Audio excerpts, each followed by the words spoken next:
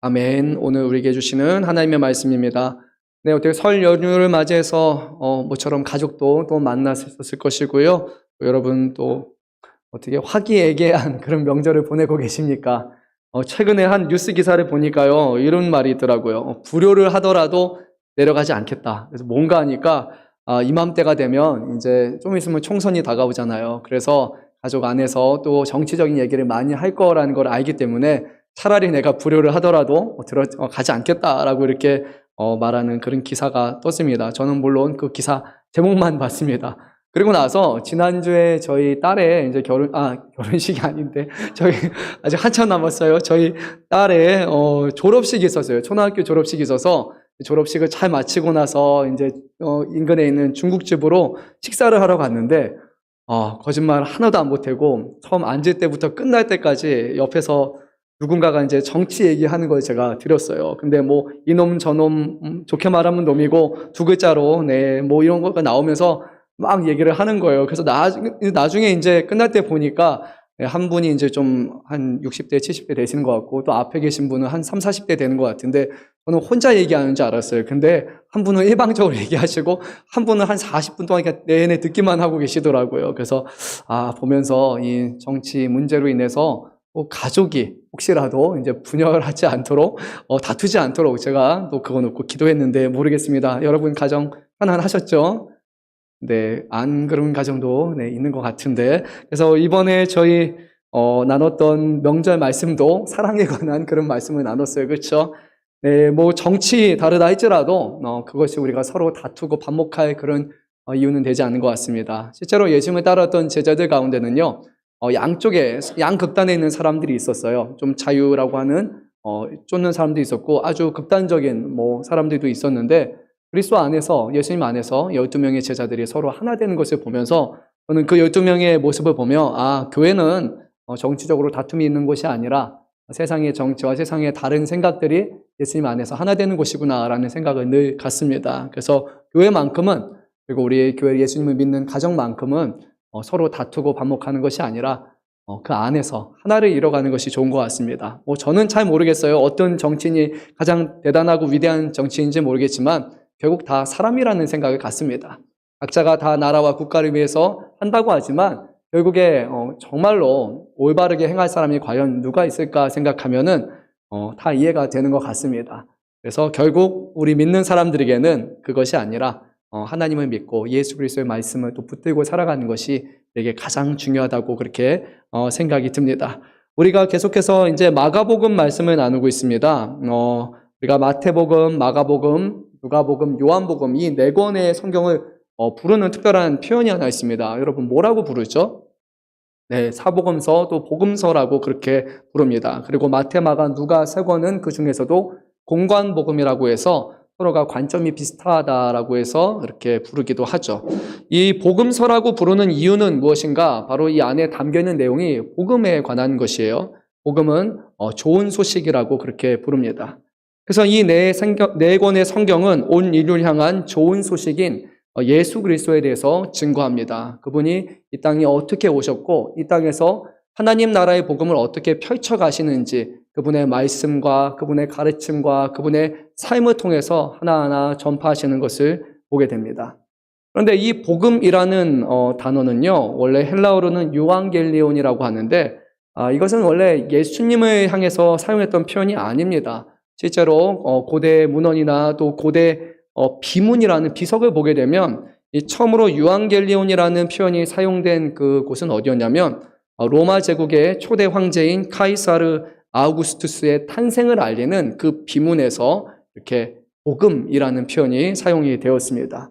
그러니까 이 위대한 황제의 탄생이야말로 이 모든 온 인류를 향한 그런 복된 소식이라는 것이었어요. 근데 오늘 주시는 말씀은 보면은 성령의 감동 가운데 요한 마가를 통해서 기록된 이 말씀은 이 복음이 카이사르가 아니라 바로 예수님께 이 단어를 바쳤습니다. 진정으로 좋은 소식은 바로 예수 그리스도이시며 온 인류는 로마 황제가 아니라 궁극적으로 온 세상의 주인 되시는 예수님께 충성을 비치고 있다는 것을 의도한 것입니다. 마가복음은 하나님의 아들 예수 그리스도의 복음의 시작을 예수님의 탄생이 아니라 구약의 예언의 성취로서 이것이 세례 요한을 통해서 이루어졌다라고 그렇게 전합니다. 그래서 세례 요한의 사역 그리고 세례 요한의 톡을 통해서 이제 예수님의 복음의 사역이 펼쳐나가기 시작을 합니다. 예수님은 갈릴리 그리고 그 중에서도 가버나움을 중심으로 이 복음을 전하셨는데요. 먼저 우리가 잘 아는 것처럼 시몬이라 부르는 베드로 그리고 안드레, 야고보, 요한의 제자를 부르신 후에 그다음에 안식일이라는 이 특별한 날을 배경으로 해서 이제 회당에서 하나님의 말씀을 전하심으로 이 복음의 사역이 공식적으로 시작이 됩니다. 마가복음을 보게 되면 예수님의 사역은 크게 4가지로 구분할 수 있는데요. 첫째는 가르치시는 사역, 둘째는 귀신을 쫓으시는 축기 사역, 그리고 세 번째는 병을 고치는 사역, 그리고 네 번째는 전도라고도 번역되는 전파 사역입니다. 이 4가지를 통해서 하나님 나라의 복음이 과연 어떤 것인지를 예수님은 가르치셨고, 그리고 예수님의 기적과 능력을 통해서 이것을 보이셨고 입증하셨고, 더 나아가서 이것을 세상에 전파하시고 제자들로 하여금 이 전파하는 사역에 동참하도록 하셨습니다. 땅끝까지 전파돼야 돼. 그 복음을 주님은 자신의 삶을 통해 드러내셨습니다. 1장 말씀을 보면 예수님은 그 당시에 종교 지도자들과 좀 다르셨습니다. 어떤 면에서 다르냐면 서기관이라고 하는 어떤 말씀의 전문가가 전했던 그런 사역과 달리 성경 말씀을 보면 예수님의 전하는 말씀은 권위 있다라고 그렇게 표현을 합니다. 예수님의 말씀의 권위는 2가지를 통해서 입증이 되는데 바로 축기와 그리고 치유라는 것을 통해서 예수님의 가르침이 그냥 말뿐인 가르침이 아니라 정말 하나님의 아들의 또는 하나님의 사람, 거룩한 사람의 가르침이라는 것이 입증됩니다. 하나님을 대적하는 악한 영을 예수님은 직접 쫓으셨고, 그리고 인간의 죄와 타락으로 말미암는 그 결과인 각종 질병에 대해서 치유를 행하시는 것을 통해서 하나님 나라는 바로 이런 것이라는 것을 전하셨습니다. 그래서 축기와 치유는 예수님의 권위와 능력을 잘 나타내는 그런 외적인 증거라고 할 수 있습니다. 그런데요, 이것이 예수님의 사역의 본 목적은 아니었습니다. 예수님의 본 목적의 사역은 다른 것이 아니라 하나님 나라의 복음을 전하는 것이었습니다. 우리 한번 말씀을 조금 내려가서 1장 38절 말씀을 우리가 한번 읽도록 하겠습니다. 이르시되 우리가 다른 가까운 마을로 가자. 거기서도 전도하리니 내가 이를 위하여 왔노라 하시고, 예수님은 전도하자 또는 전파하자라고 말씀하신 다음에 내가 이것을 위해서 왔다라고, 이것이 자신의 사명이라는 것을 전했습니다. 만약에요, 오늘날 이곳에서 우리가 간절히 기도하고 또 간청할 때 정말로 병 걸린 사람, 암에 걸린 사람, 정말 어디가 부러진 사람, 이런 사람이 왔는데 기도하는 중에 갑자기 뼈가 이렇게 아물고 또 휘어졌던 게 갑자기 펴지고 그리고 병이 갑자기 탁 나았다고 생각해 보세요. 그럼 우리는 와, 정말 하나님의 역사가 여기서 나타나는구나 라고 여기서 하나님을 찬양하고 간증을 할 거예요. 근데 예수님은 수많은 병자들을 돌보는 것, 그리고 그들의 병이 치유받는 것, 그리고 여기서 병이 어떤 귀신이 들었던 사람들에게서 귀신이 떠나가는 것보다 더 중요한 것이 바로 하나님의 복음이 전파되는 것이다 라고 말씀하셨습니다. 사랑하는 성도 여러분, 우리에게 가장 중요한 것은요, 눈으로 외적으로 보여주는 기적이 아니라 하나님의 복음이 죄악 가운데 스스로를 구원할 수 없는 연약한 우리들에게 전파되었다라는 것, 그리고 예수님께서 그것을 전파하시기 위해서 하늘에서 죄 많은 세상에 직접 찾아오셨다라는 것, 이것이 우리에게 가장 중요한 것임을 기억하시기를 바랍니다. 우리가 오늘 말씀을 함께 나눌 때요, 바로 예수님께서 보이셨던 그런 치유의 사역과 또 예수님이 그 가운데 전하셨던 복음의 메시지라는 것을 우리가 염두에 두면서 오늘 말씀을 조금 더 나눠보기를 원합니다. 그러면서 우리가 한번 생각해 보기 원합니다. 예수님은 이 복음의 사역을 위해서 내가 이 땅에 오셨다라고 말씀하셨는데, 과연 우리는 이 복음의 사역을 얼마나 중요하게 여기고 있는지를 한번 생각해 보면 좋을 것 같습니다. 예수님께서 회당에서 귀신을 쫓아내시고 그 다음에 베드로의 장모가 열병을 고치셨습니다. 그리고 나서 이제 예수님에 관한 소식이 사람들에게 막 이렇게 전파가 되었습니다. 이 모든 게 다 하루에 일어난 날임을 볼 때 이 주변의 인근의 사람들이 막 너무나 놀라운 일을 경험하다 보니까 다 소식을 전했던 것 같아요. 그래서 이제 하루가 안식일이 끝나는 시간, 오늘 우리의 시간하고 좀 다른데 이 유대인들은 해가 저물면 하루가 끝나는 것이에요. 안식일 동안에는 어떤 노동이나 일을 하면 안 되기 때문에 사람들이 병 고침을 위해서 자신의 사람들을 데려올 수 없었지만 해가 저무니까 드디어 안식일이 끝난 거예요. 그러니까 사람들이 기다렸다는 듯이 다 예수님을 찾았습니다. 근데 예수님을 찾은 수가 얼마나 많던지 33절 말씀을 보면은 이렇게 기록되어 있습니다. 온 동네가 그 문 앞에 모였더라. 그 말 그대로 이 집 앞에 문전성시를 지금 이룬 상황이라고 보면 될 것 같습니다. 이 사람들이 다 왜 예수님을 찾았습니까? 다른 것이 아니라 예수님께서 보여주신 놀라운 축기와 그리고 병고침 때문이었을 것입니다. 예수님은 이 두 가지 일을 공개적으로 행하셨고 그리고 한두 명 고치신 것이 아니라 각종 병이 든 많은 사람들을 고치셨고 또 귀신 들린 많은 사람들을 내쫓으셨기 때문에 사람들은 이것을 기대하면서 예수님 앞에 나왔습니다. 사람들의 관심사는 예수님이 전하는 복음보다는 그 복음을 전할 때 나타나는 놀라운 현상인 바로 기적에 있었던 것을 우리는 보게 됩니다. 그래서 오늘날 우리가 성도로서 이런 기적과 같은 일에 생각할 때 중요하게 여겨야 되는 것, 우리는 기적을 쫓는 사람, 우리는 병고침을 쫓는 사람이 돼서는 안 돼야 될 것입니다. 물론 이런 것을 우리가 놓고 기도합니다. 그리고 이런 것이 우리가 이루어질 때 감사합니다. 하지만 그것은 복음에 수반되는 하나의 현상일 뿐이지 병고침 자체가 결코 우리의 목적이 되어서는 안 됩니다. 왜냐하면 한번 생각해 보시기 바랍니다.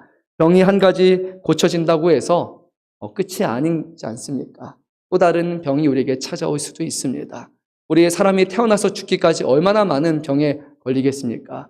한 번의 기적, 한 번의 능력을 경험했는데 그 다음에 또 병이 발생하고 그때 병고침이 일어나지 않는다면 우리의 마음 가운데 허한 마음, 정말 주님이 우리를 사랑하시고 우리의 모든 아픔을 아실까 하는 그런 생각이 들 것입니다. 하지만 그것이 아니라 우리에게 주시는 가장 큰 은혜요 복음은 바로 하나님의 아들이 되시는 주님께서 우리를 위해서 대신 죽으셨고 우리를 모든 죄와 모든 사망의 그늘에서 건져내어 주셨다는 그 복음이 결국 우리 안에 가장 큰 기쁨이고 은혜가 될 것입니다. 비록 우리의 삶이 곤궁한다 할지라도 삶에 수많은 어려움이 닥친다 할지라도 때로는 우리가 이해하지 못하는 그런 사고와 그런 병과 질병을 당한다 할지라도 하나님의 사랑과 하나님의 우리를 향한 관심은 변하지 않는다라는 이 놀라운 복음의 확신 속에서 우리는 고난 가운데도 감사하고 하나님의 능력을 의지하며 살아갈 수 있습니다. 그래서 예수님이 전하신 가장 중요한 사역은 다른 것이 아니라 복음이었습니다. 다시 말씀으로 돌아가서 예수님께서 이런 능력을 행하셨기 때문에 우리가 예상할 수 있는 것은요, 그것입니다. 많은 사람들이 지금 집 앞에 모여 있었는데, 근데 그게 하루 이틀의 문제가 아니었을 겁니다. 하루 사람들이 다 고치고 나면 이제 집에 가서 다 전할 거예요. 와, 병이 고쳤어. 중풍병이 나았어. 문둥병이 나았어. 막 문제가 해결됐어. 그러면 그 다음 날은 더 많은 사람들이 이제 찾아올 것이고 예수님의 사역은 평생에 무엇을 해야 되느냐? 결국 집 밖에 나가지 못한 채 계속해서 오는 사람들, 환자들을 받는 그런 사역에 제약이 될 수 있다는 거예요. 그래서 예수님은요, 그곳에서 병자들을 계속해서 받았던 것이 아니라 오히려 새벽 아침 아주 일찍 일어나셔서 사람들을 피해서 오히려 한적한 곳에 가셔서 하나님 앞에 기도를 하셨습니다. 예수님이 지금 제자들과 함께 하셨는데 제자들에게 어디 간다라고 말씀도 하지 않으셨기 때문에 제자들도 예수님을 찾아야 나서야 했습니다. 마가복음에서는 예수님의 기도에 관한 그런 기록이 총 3번 정도 되어 있습니다. 이 3번의 경우 보여주는 특징은 무엇이냐면 예수님은 사람을 피해서 조용한 곳에서 한적한 곳에서 기도하셨다는 거예요. 1장 35절 그리고 6장 46절 12장 32절인데 아마 여러분들 사건을 얘기하면 기억이 나실 겁니다. 오늘 이 사역 그리고 오병이어의 기적이 끝난 다음에 예수님은 사람들을 피해서 한적한 곳에서도 기도하셨고 마지막 죽음을 앞두시고 겟세마네 동산에서 주님은 사람들에서 떠나서 제자들과 함께 기도하셨습니다. 이 3번의 기도에서 예수님은 사람들의 관심과 사람들의 눈을 피하셨음을 보게 돼요. 그런데 사람들의 관심과 눈을 좋아했던 사람이 있습니다. 누군지 아십니까? 바리새인들과 서기관들이지 않습니까? 이 사람들은 사람들이 잘 보이는 데서 그리고 시장에 사람들이 만나는 그런 골목 귀퉁이에서 손을 대면서 큰 소리로 거룩하게 외치며 기도하는 것을 좋아했던 사람이지만 예수님은 이들과는 다르게 한적한 곳에서 하나님만 바라보고 하나님 앞에 기도하셨음을 봅니다. 예수님이 사람들을 피해 한적한 곳에서 기도하실 때 제자들이 예수님을 찾아 나섰고, 그리고 예수님을 발견한 후에 그들이 내뱉었던 첫 번째 말은 이것이었습니다. 모든 사람이 주를 찾나이다. 제자들이 그렇게 얘기했어요. 다 지금 예수님을 찾고 있는데 예수님 왜 집에 안 계시고 여기 혼자 나와 계십니까? 라고 그렇게 물었던 겁니다. 이 말을 잘 들으면요, 예수님과 제자들의 서로 엇갈린 시각이 있다는 것을 보게 됩니다. 왜냐하면 예수님이 구했던 것, 예수님의 관심사는 누구에 있었습니까? 사람들이 아니라 하나님의 뜻에 있었어요. 그래서 사람들을 피해서 하나님의 거룩하신 뜻이 무엇인지, 또 하나님의 복음을 어떻게 감당해야 되는지 그것을 놓고 하나님께 물어봤지만, 제자들의 관심사는 예수님도 아니고 그리고 하나님도 아니고 주변에 모여든 수많은 사람들이었다는 것입니다. 사람들이 예수님을 찾고 있는데, 사람들이 예수님을 필요로 하는데 예수님 왜 그 자리에 계시지 않습니까? 이것이 바로 제자들의 질문이었던 것입니다.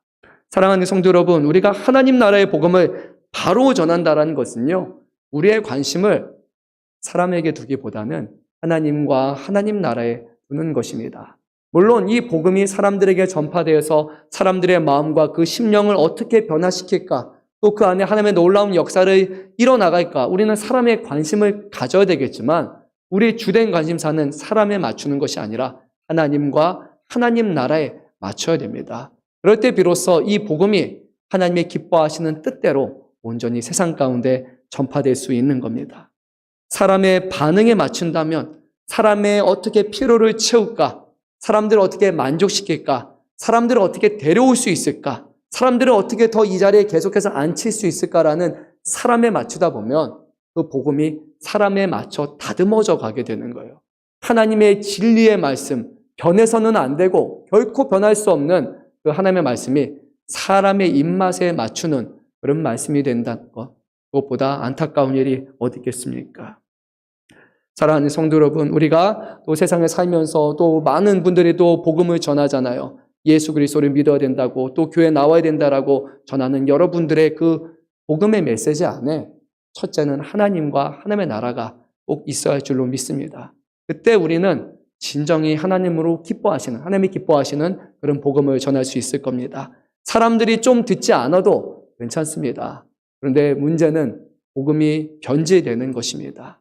그러면 사람들이 오긴 오지만 이곳에서 기대했던 것과 다른 말, 사람들의 만족시키는 것을 기대해왔지만 만족되지 않는 말과 때로는 훈계하는, 징계하는 말을 들었을 때 사람들은 오히려 그것으로 인해서 교회를 멀리할 수 있는 것입니다. 중요한 것은 하나님의 말씀이 온전히 선포되는 것입니다. 예수님을 찾는 사람들 중에 여러 부류가 있었을 겁니다. 병고침 받은 사람도 있었을 것이고, 그리고 주변 병고침 받은 사람들의 지인도 있었을 거예요. 그래서 감사하는 마음으로 같이 왔을 수도 있을 거고, 그리고 또 어떤 사람들은 예수님에 대한 소식을 듣고 병고침을 기대하는 마음으로 오는 사람도 있었을 거고, 그 중에는 정말로 맞아? 긴가민가 반신반의하는 그런 생각을 가지고 한번 들여다볼까 이렇게 온 사람도 있을 겁니다. 예수님의 관심사가 하나님과 하나님의 나라가 아니라 이 사람들에게 있었다면, 예수님이 제자들이 했던 그 말을 들었을 때 해야 되는 즉각적인 반응은 알았어, 내가 빨리 다시 돌아갈게 였을 겁니다. 그래서 누구가 도움이 필요한 사람에게 내가 치료하고 그들을 돕겠다라고 말씀하신 것이 당연할 것입니다. 그런데 예수님의 대답은 예상 밖의 반응을 보이셨습니다. 우리 한번 38절을 읽어보도록 하겠습니다. 이르시되 우리가 가까운 마을들로 가자. 거기서도 전도하리니 내가 이를 위하여 왔노라 하시고. 그러니까 예수님은 자신을 지금 필요로 하고 자신을 기다리는 사람에게 돌아간 것이 아니라 그들을 등지고 다른 마을로 지금 가자고 하셨어요. 어떻게 보면 예수님이 상당히 좀 냉정하게 보이기도 합니다. 자신을 필요로 하는 사람들이 있는데, 예수님을 지금 갈망하고 기대하는 사람이 있는데 그 사람들에게 먼저 가서 그래, 오늘까지만 내가 여기 있고 그리고 내일부터는 딴 데 갈게, 그렇게 얘기하지도 않으시고 예수님은 즉각적으로 다른 곳으로 가시겠다고 지금 결정하셨기 때문이에요. 근데 예수님이 이렇게 하신 이유는 다름이 아니라 지금 자신의 소문을 듣고 찾아온 사람들이 예수님을 찾아온 목적이 복음에 대한 갈급함이 아니라 하나님의 복음을 듣기 위함이 아니라 자신의 육신의 문제를 해결하기 위함이고 자신의 개인적인 삶의 문제에 대한 답변을 가져왔기 때문에 주님은 그것이 아니라 복음을 전하는 것이 더 첫째이기 때문에 다른 곳으로 가자고 결정을 내리셨습니다. 만약 예수님이 되돌아가셨다면 예수님은 많은 사람들의 환대와 그리고 환호를 받으셨을 겁니다. 병을 고치면 되잖아요. 귀신을 쫓으시면 되잖아요. 예수님께는 별일이 아닙니다. 그냥 늘 하시는 일이에요. 기적이라고 할 수 있는 일들이 우리에겐 기적이지만 예수님에게는 그냥 일상과 같은 일이 바로 이런 사역이에요. 그러면 수많은 사람들이 예수님을 따랐을 것이고 추앙했을 것이고 그리고 예수님은 그 따르는 무리들을 잘 도우면서 그들의 필요를 하나하나 채워주실 때 예수님을 따르는 추종자의 숫자가 훨씬 많아지게 될 거고 그리고 예수님은 정말 많은 무리를 규합하실 수도 있었을 거예요. 하지만 예수님은 이것이 자신에게 맡긴 하나님의 사명이 아니라고 하셨습니다. 사람을 모으고 사람을 규합하는 것이 아니라 예수님은 돌아다니면서 복음을 증거하는 것이 바로 예수님의 사명이라고 말씀하셨습니다. 예수님의 사명은 병고침, 죽기 그것도 아니고 또는 우리의 어떤 가난한 자들에게 먹이고 우리의 모든 삶의 필요를 주신 것 그것 자체가 목적이 아니라 예수님의 진정한 목적은 이 모든 것이 다 하나님의 복음을 전하는 것이라는 것을 기억해야 됩니다. 1장 말씀을 잘 보게 되면요. 여러분이 말씀을 차분히 보면 병고침을 받는 사람 그리고 자신의 어떤 귀신이 들린 사람 이 모든 사람들이 먼저 예수님께 나아와서 도움을 청합니다. 자신의 어려움들을 예수님 앞에 내려놓을 때 예수님의 그들의 청을 들어주셨지 예수님이 먼저 가서 너 병이 들렸지? 라고 너는 지금 귀신 들렸지? 라고 먼저 전하신 게 아니에요. 예수님이 전하셨던 것은 바로 하나님 나라의 복음이었다는 것을 기억해야 됩니다. 오늘날 교회라 부르는 우리의 사명을 우리는 기억해야 됩니다. 먼저 우리는요, 세상의 필요에 대해서 둔감한 사람이 돼서는 안 될 거예요. 세상에 어떤 일들이 일어나는지, 사람들이 어떤 어려움들이 있는지, 또 무엇이 필요로 하는지 우리가 그것을 물론 알고, 또 우리는 하나님의 마음을 깨달아서 자비와 긍휼로서 그들을 돕는 것은 분명히 당연한 것입니다. 하지만 이 모든 것보다 중요한 것은 바로 복음이라는 것을 기억해야 됩니다. 그러면 전도하다, 복음을 전한다라는 것은 과연 무슨 의미가 있습니까? 이 전도에 해당하는 헬라어를 보게 되면 케리소라고 되어 있습니다. 오늘 본문에서는 동사로 시제로 사용이 됐고 실제로 마가복음에서 다양한 본문을 보게 되면 우리는 전도한다라고 할 때 전도, 이것을 명사처럼 사용하지만 전도하다라는 것이 하나의 동사로 사용이 됩니다. 그런데 오늘 본문 1장 38절과 39절을 제외한 나머지 마가복음의 모든 본문을 보게 되면 이것은 전도라는 표현이 아니라 전파로 번역이 됩니다. 많은 차이가 있는지 모르겠지만 좀 어감의 차이는 있을 것 같습니다. 전파가 더 정확한 표현입니다.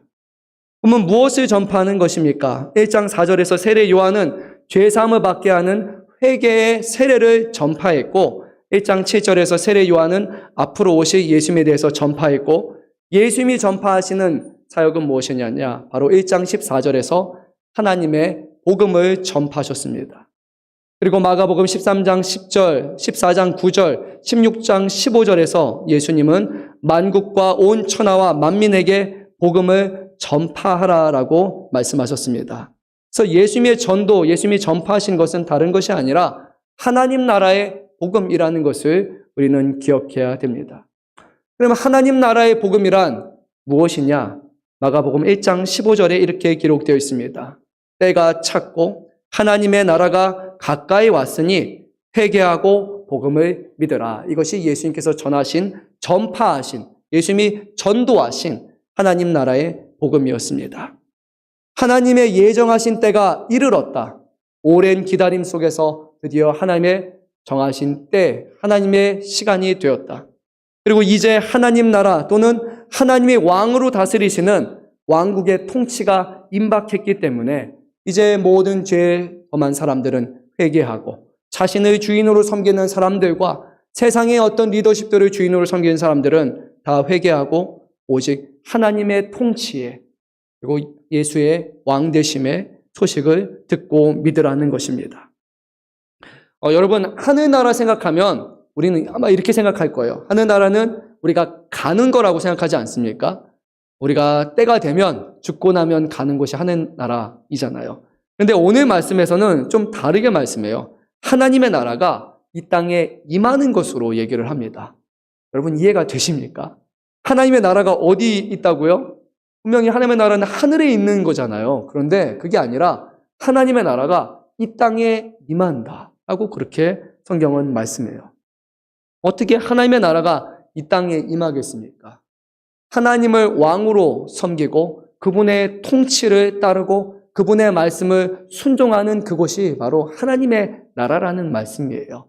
우리가 천국에 가면 그곳에 하나님의 말씀 들고 살아가는 것이 아니라 이 땅에 하나님을 왕으로 섬기고 살아갈 때 바로 이곳에서 하나님의 나라가 시작이 되고 그리고 이곳에서 하나님의 거룩하신 뜻이 이루어지는 하나님의 통치가 진행된다는 말씀입니다.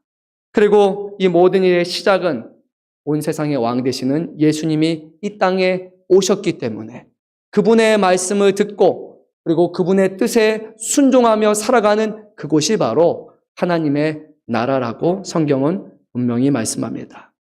예수님을 통해서 하나님의 나라는 이미 이 땅에 시작이 되었습니다. 죽고 가는 나라가 결코 아닙니다. 그리고 예수님이 시작하신 나라는 예수님의 재림과 함께 완성이 될 것이에요.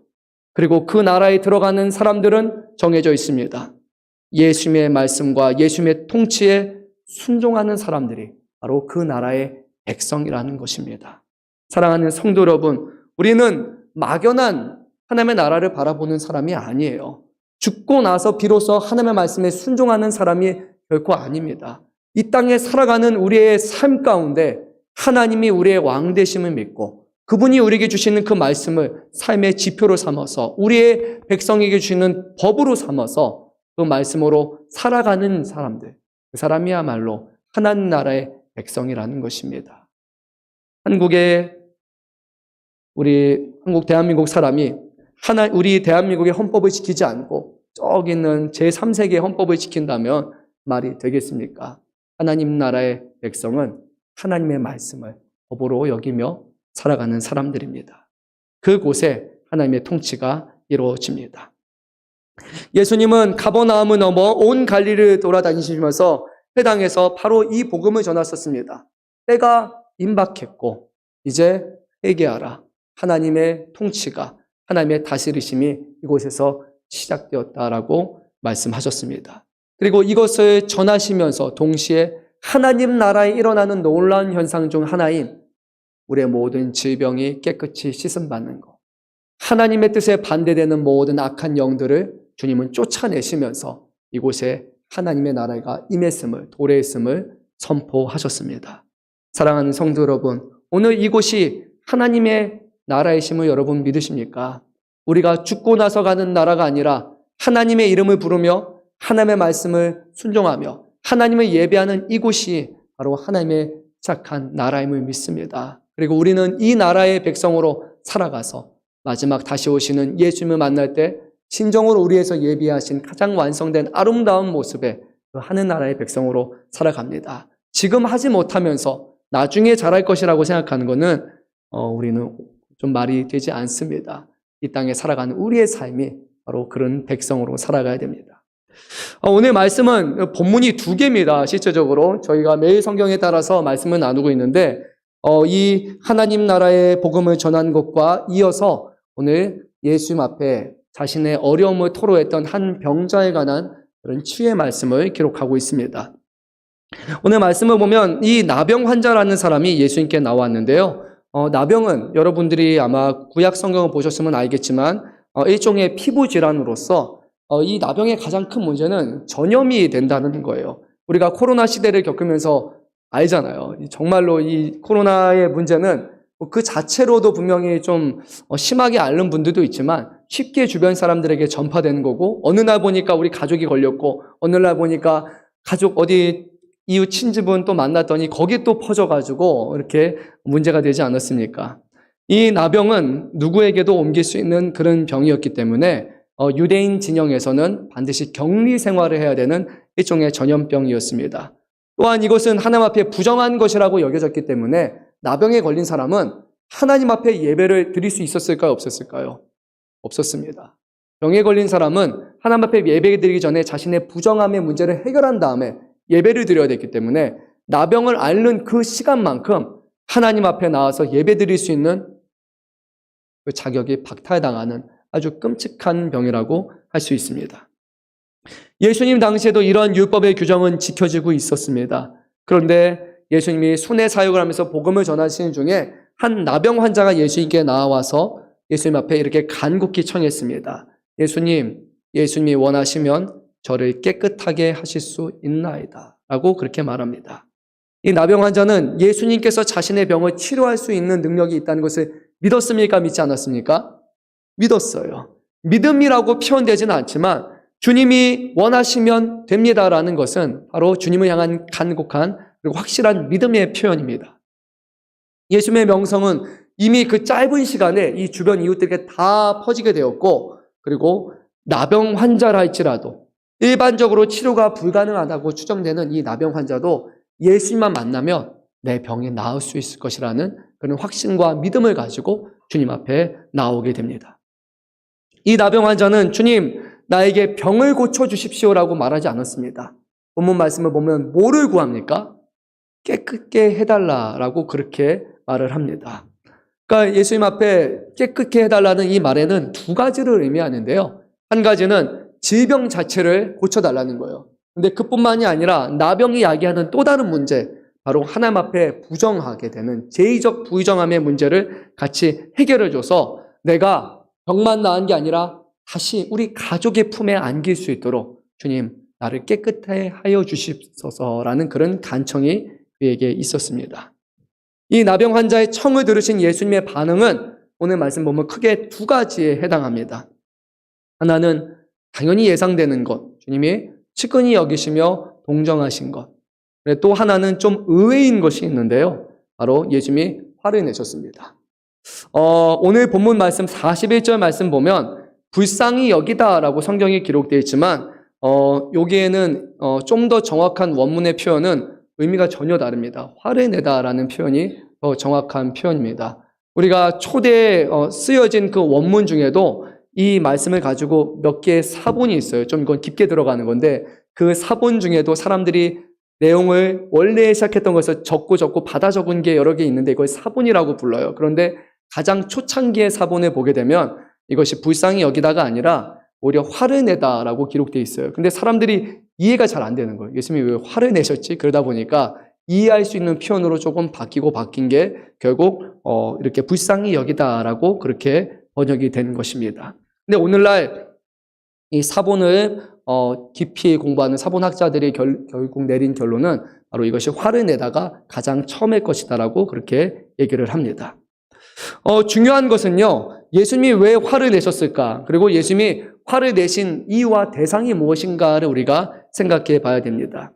뛰어난 학자인 R.T. 프랜스에 따르면 이 화를 낸 부분을 이렇게 말을 합니다. 질병에 의해 야기된 물리적이고 사회적인 고통이 예수를 감동시켜 긍휼에 이르게 했을 뿐 아니라 세상에 그런 악이 존재하는 것에 대해 분노하도록 했다는 것이다 라고 이 학자는 그렇게 말합니다. 어떤 의미냐면 예수님께서는 이 나병 환자 향해서 긍휼함을 가지셨으나 동시에 이 끔찍한 질병 그리고 그로 인한 물리적인 고통뿐만이 아니라 사회적 단절과 그런 격리에서 오는 그런 사회적인 고통에 대해서는 분개하신 거예요. 이 사람이 아니라 이 나병과 나병의 영향력에 대해서 예수님이 화를 내신 겁니다. 이것을 우리가 하나님 왕국의 시점으로 보게 되면 이 나병 환자가 겪고 있는 육신의 고통과 사회적 단절은 실제로 어디서부터 시작이 된 것입니까? 바로 우리 인간의 죄잖아요.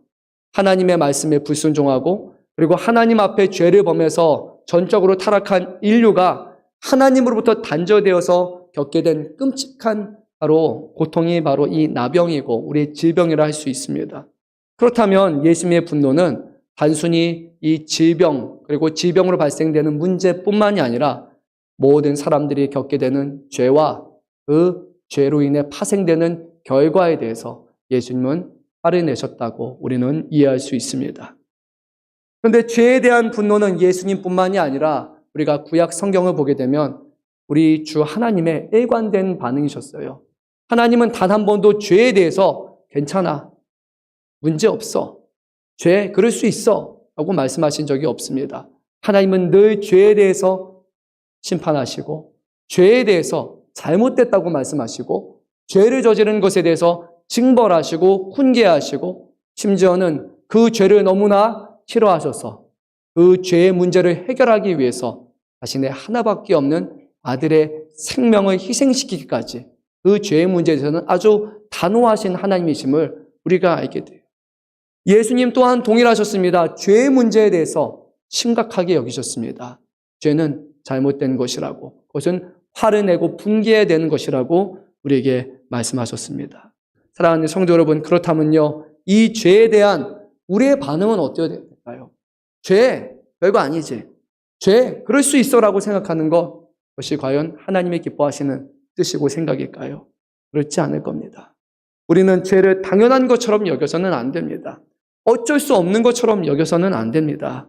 이 죄로 말미암아 하나님의 아들이 죽으셔야만 했다라는 것, 그리고 그 죄로 말미암아 하나님과의 영원한 단절이 일어난다라는 것, 그 죄의 문제를 해결할 수 있는 사람은 아무도 없고 죄를 저지른 사람은 영원한 심판을 받는다라는 그 비참한 사실 앞에 우리는 죄라는 것에 대해서 분개해야만 합니다.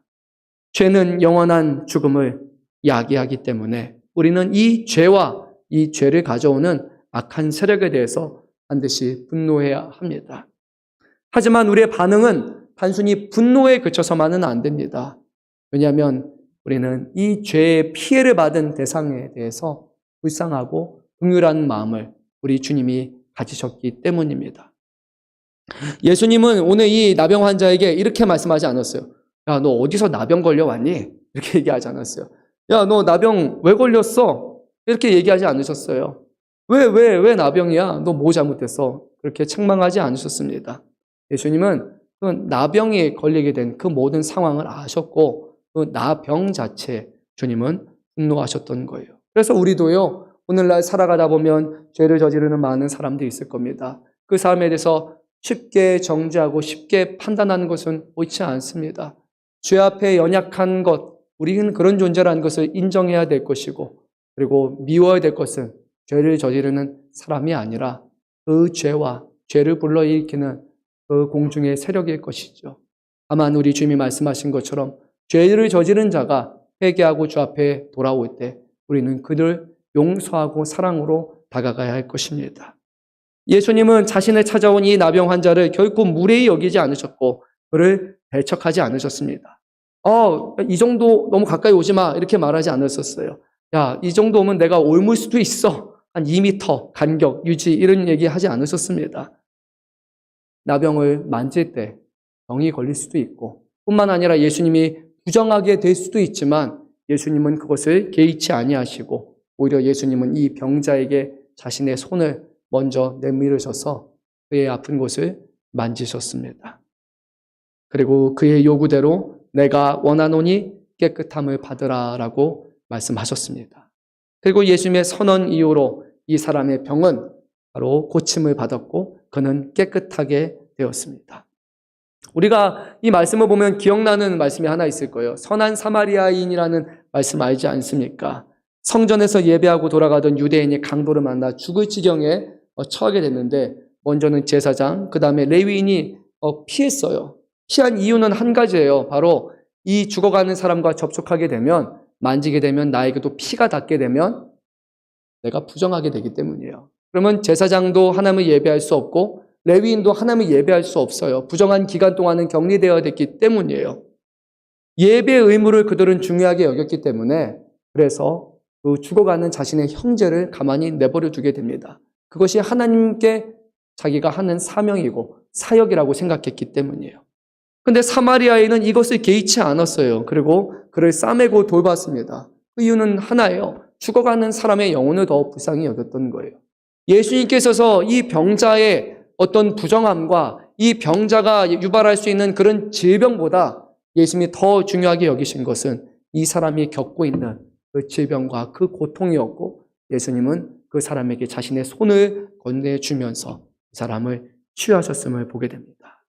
사랑하는 성도 여러분, 우리가 복음을 전할 때 반드시 우리 마음속에 가져야 되는 마음가짐이 이것입니다. 예수님과 같이 우리 하늘 아버지와 같이 영혼을 사랑하고 긍휼히 여기는 마음을 가져야 돼요. 그때 우리는 비로소 사람들을 용서하고 사람들에게 복음을 전할 수 있습니다. 긍휼한 마음과 불쌍히 여기는 마음, 그리고 내가 먼저 그런 사람이었다라는 것을 우리가 받아들이지 않는다면 복음을 전하는 것을 부차적인 것, 부가적인 것, 부수적인 것, 귀찮은 것처럼 여길 수 있을 거예요. 하지만 주변에 고통받고 고난당하는 사람들을 보면서 저 사람의 모든 아픔과 고통이 바로 죄로 말미암은 것이고 하나님과의 관계에서 멀어졌다는 것을 우리가 뼈저리게 느끼고 공감할 수 있다면 그 사람의 아픔이 내가 겪었던 아픔이고 나의 고통이고 내가 가서 손을 뻗어서 붙잡아야 된다는 것을 우리는 경험할 수 있을 겁니다. 사랑하는 성도 여러분, 혹시 하나님의 자녀가 되어서 하나님을 섬기는 자가 되었음에도 불구하고 죽어가는 영혼을 향해서 긍휼한 마음을 갖지 아니하시며 복음을 전하지 않는 분이 있다면 오늘 말씀을 마음속에 깊이 새기기를 바랍니다. 예수님은 복음을 전하는 것이 예수님이 이 땅에 오시는 사명이라고 말씀하셨습니다. 그리고 예수님은 이어지는 말씀을 보게 되면 제자들에게 이 사명을 위임하시면서 땅 끝까지 이 복음을 전하라고 말씀하셨습니다. 이 자리에 나와 있는 저와 여러분 한 사람 한 사람 그 누구도 복음을 전하는 사명에서 자유로운 사람은 없습니다. 우리가 이 땅에서 해야 될 가장 중요한 사역이 바로 이 복음 전하는 사명입니다. 우리가 다른 사람들의 먹을 것을 베풀어주고 다른 사람들의 아픔을 공감해주고 다른 사람을 도와주는 것, 그것보다 더 중요한 것이 그 영혼이 주님 안에서 온전한 관계를 맺고 깨끗함을 받고 살아가는 것임을 기억하시기를 바랍니다.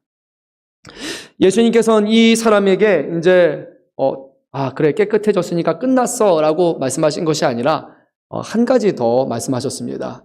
예수님은 이 사람을 엄히 경고하셨어요. 그리고 그를 즉시 쫓아보내셨습니다. 말씀을 보면 곧 보내시며라고 되어 있는데 여기서 보내다라는 표현은요, 그래 잘 가라는 표현이 아닙니다. 이것은 마가복음 말씀을 보게 되면 예수님이 귀신을 쫓아내실 때 사용했던 표현하고 같아요. 그리고 마가복음 1장 12절 말씀 보면 성령께서 예수님을 광야로 내쫓아버리시는 것 같은 그런 강제적인 의미를 갖고 있어요. 그러니까 예수님이 이 사람의 병을 고치신 다음에 약간 되게 좀 강하게 내쫓으셨다라고 우리는 이해해야 됩니다.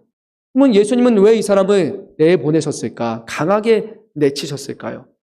그 이유를 우리가 알 수 있는데 바로 44절, 45절의 말씀 보면 예수님께서 이 사람에게 명령하신 것을 이 사람이 불순종할 것을 예수님이 미리 아셨기 때문입니다. 우리 한번 이 두 절 말씀을 읽도록 하겠습니다. 44, 45절입니다.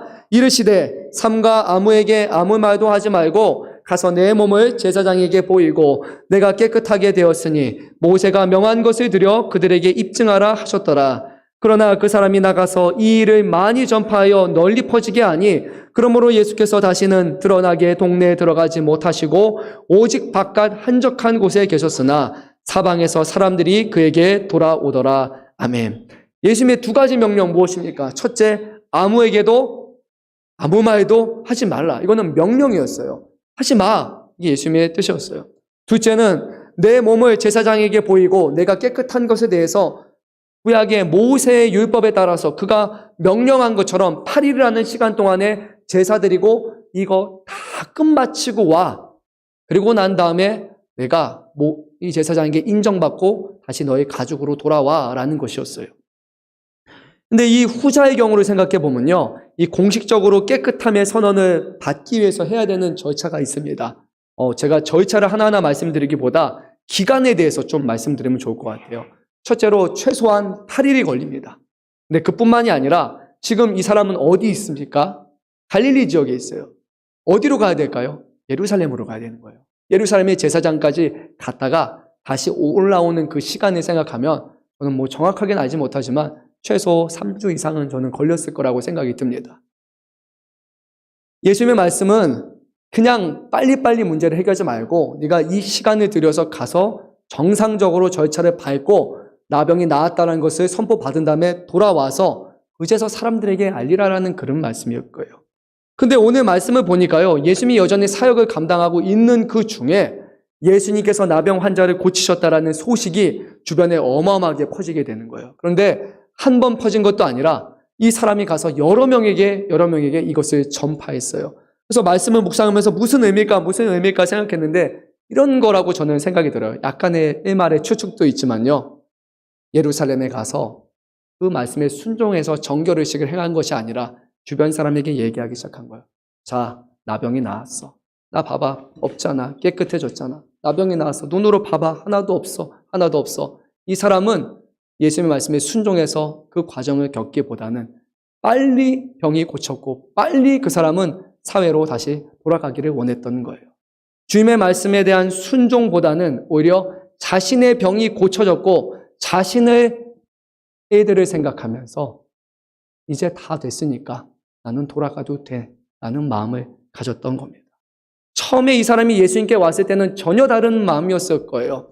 주님이 원하시면 그러면 나는 병이 나을 수를 믿습니다. 만약에 예수님이 이렇게 말씀하셨을 수도 있어요. 야, 너 나아만 장군 기억하지? 너도 저기 한 요단강 가서 거기서 한 물에 한 7번 들어갔다 나와봐. 그러면 네 병이 나을 거야. 만약에 이 나병 환자에게 그렇게 말했으면 이 나병 환자가 들었을까요? 안 들었을까요? 들었을 겁니다. 왜냐하면 예수님의 말씀대로 순종하면 병이 나는 것을 알았으니까요. 그런데 병이 고침 받은 순간에 행동은 전혀 바뀌었어요. 예수님의 말씀과 예수님의 명령에 순종하는 것이 아니라 지금 나는 병 고침을 받았으니까 그냥 내가 원하는 대로 하면 된다라는 인식이 그에게 찾아오기 시작한 겁니다. 더 쉬운 방법으로 문제를 해결하고 싶었던 겁니다. 근데 예수님이 이 사람의 불순종할 것을 알고 계셨고 이 사람의 불순종으로 인해서 유발된 문제 또한 예수님은 아셨어요. 예수님은 오늘 본문뿐만이 아니라 마가복음 5장 43절, 8장 30절, 9장 9절 말씀에서 능력을 행하신 사람의 주위 사람들에게 아무 말 하지 마 라고 말씀하셨어요. 왜냐? 아직은 때가 아니었기 때문이에요. 예수님이 하나님의 아들이시고 메시아이시라는 신분을 아직 밝힐 때가 아니셨기 때문에 예수님은 그들의 입을 다물게 하셨어요. 뿐만 아니라 1장 말씀을 보면 예수님은 귀신을 쫓으신 다음에 그들이 당신은 거룩한 하나님의 사람인 줄 압니다. 그리고 어쩌면 당신은 예수 그리스도이심을 그들이 알았음에도 불구하고 주님은 귀신들의 입을 닫으셨다고 말씀하셨어요. 아직 하나님의 때가 아니기 때문이었어요. 근데 이 나병 환자는 어쩌면 좋은 의도일 수도 있어요. 와, 예수님이 고치셨어. 이분 대단한 분이야. 라는 것을 가르치기 위한 의도일 수도 있고 그게 아니라면 예수님의 말씀에 불순종할 그런 의도를 가지고 결국 그는 사람들에게 이 일을 전하고 자신의 해야 될 일을 하지 않은 것을 보게 됩니다. 물론 결과적으로는요. 많은 사람들이 예수님에 관한 소식을 들었고 예수님은 유명세를 타게 됐어요. 예수님이 한적한 곳에 계셨는데 거기만 계셔도 사람들이 나와서 예수님 앞에 도움을 구하고 또 예수님 앞에 엎드렸죠. 그런데 중요한 사실은 무엇이냐면 그것이 어찌되었든 간에 이 사람은 예수님의 말씀에 불순종했다라는 것입니다. 이 사람의 관심사는 하나님의 복음이 아니라 예수님의 사역이 아니라 지금 자기 자신에게 맞췄기 때문에 결국 그는 주님의 말씀 앞에도 명령에도 불순종하는 문제를 범하게 됩니다. 사랑하는 성도 여러분, 저는 이런 생각을 지울 수가 없었습니다. 오늘날 사람들이 예수님을 찾는 목적이 무엇일까? 처음에는요, 자신의 필요를 가지고 나온 게 당연한 거예요. 처음부터 하나님의 나라, 하나님의 영광, 그런 걸 생각하며 나오는 사람이 어디 있겠습니까? 하지만 이곳에 나와서 하나님의 말씀을 들었다면, 이곳에서 복음을 들었다면, 이곳에서 우리가 예수님의 죽음으로 말미암아 하나님의 자녀가 되는 권세를 누리는 사람으로 변화되었다는 것을 우리가 확신하는 믿음의 사람이 되었다면 그제서는 우리의 삶이 변화되어야 되는 거예요. 우리 자신을 위한 삶이 아니라 우리의 필요를 채우기 위한 신앙생활이 아니라 하나님의 나라와 하나님의 영광을 위해서 그 복음을 위해서 붙들리고 그 복음을 전하는 사명을 감당해야 한다는 것입니다. 사랑하는 성도 여러분, 신앙생활이 10년, 20년, 30년 했는데도 불구하고 여전히 어린아이 같은 신앙으로 오늘도 이 자리에 나오신 분이 혹여라도 계신다면 우리의 사명은 우리의 필요를 주 앞에 아리는 것 이상으로 영혼을 살리고 하나님의 나라의 백성으로 살아가는 것임을 다시 한번 기억하시기를 바랍니다. 그때 우리의 신앙의 변화가 일어날 것이고 우리의 삶의 변화가 일어나는 거예요. 아무런 생각 없이 습관적으로 교회만 왔다 갔다 하는 하나님을 예배드리는 행위로 하나님을 예배하고 섬기는 그런 어린아이의 모습이 아니라 복음을 붙들고 복음에 사무쳐서 하나님 나라와 영광을 위해서 살아갈 때 우리의 삶에 하나님의 역사하심을 경험할 것이고 우리가 주인이 아니라 예수 그리스도가 우리의 주인이시고 성령님이 우리 안에 살아계서 역사하신다라는 것을 우리가 비로소 경험하는 성숙한 믿음의 신앙인으로 살아가게 될 것입니다. 사랑하는 성도 여러분, 변화되어야 되지 않겠습니까? 올 한 해 저희의 표처럼 하나님의 사람처럼 하나님의 인도하심을 받고 하나님의 역사를 드러내는 그런 하나님으로 사람으로 우리가 올 한 해 동안 살아가기를 바랍니다. 우리 마지막으로 우리 성경 한 절 말씀 읽고 끝마치도록 하겠습니다. 마가복음 1장 15절 말씀입니다. 우리 다 같이 읽도록 하겠습니다. 이르시되 때가 찼고 하나님의 나라가 가까이 왔으니 회개하고 복음을 믿으라 하시더라. 아멘. 2000년 전에 하신 그 말씀을 기억하시면서 오늘 또 우리의 한 주간의 삶 가운데 올 한 해 동안 우리의 삶 가운데 하나님의 나라에 임박했다라는 이 소식을 우리가 전하는 그런 하나님의 사람으로 살아가시는 저와 여러분 되시길